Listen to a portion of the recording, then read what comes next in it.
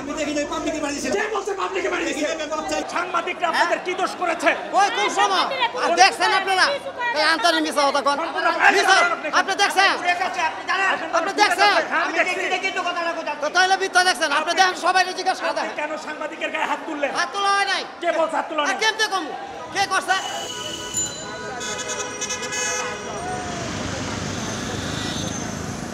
DC ticket 200 টাকা, ওটা ticket I guess 70 আর 100, বেচতেছে 500 টাকা কইরা। এখানে মানুষ ফ্যামিলি নিয়ে দেখতে আসে মুভি, তো কিনতে হবে, যাওয়া যাবে না, একটা ঈদ আনন্দ সবারই ভাগাভাগি করার একটা ইয়ে আছে। তো এখান থেকে এসে মানুষজনকে 500 টাকা টিকিট বিক্রি করতেছে, তো এটার জন্য কি মানুষ মুভি দেখতে আসবে, সিনেমা দেখতে আসবে? 70 টাকার টিকিট তারা 400 টাকা 500 টাকা 300 টাকায় তারা বিক্রি করে। এই কারণে দর্শকরা মূলত প্রথমে ফুসে উঠেছে এবং তারা এখানে দেখেছেন যতটুকু ভাঙচুর করেছে। কিন্তু আমার কথা হচ্ছে এই মধুমিতা সিনেমা হল কর্তৃপক্ষ এতটা শক্তিশালী যে তারা আজকে গণমাধ্যম কর্মীকেও বাঁশ দিয়ে পিটিয়েছে, আপনারা দেখেছেন।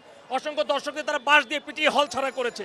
তাহলে মধুমিতা সিনেমা হল মূলত এতটা শক্তিশালী কোথা থেকে? সবাই যখন টিকিটের জন্য গেছিল তারা টিকিট বন্ধ করে দিছে, তাদেরকে আপনার বাঁশ নিয়ে দৌড়ানি দিছে, পরে আবার তারা গেছিল, পরে বাঁশ নিয়ে অনেক মারধর করছে সবাইকে। আমাদেরকে লাঠিটা বেড়েছে, দেখেন আমাদের অবস্থা কি, দেখতে বাইরে কি করতে ভাই? পরিবার নিয়ে দেখতে আসে কি অবস্থা। পাবলিক গেছে খেপা যাবার উড়া জুড়া বাস গেলাস গেছে বাইঙ্গা, এরপর লাস্টে এক মুরব্বি টুরবি দেখলাম বাস একটা এমন করে পরে পাবলিক চাইটিয়া ওর ফিরা, যদি আমি না ঠেকাইতাম ওই মুরব্বির তো মাইরে এলাইতো, ভাগ্য ভালো ওরা বাঁচাই দিছি।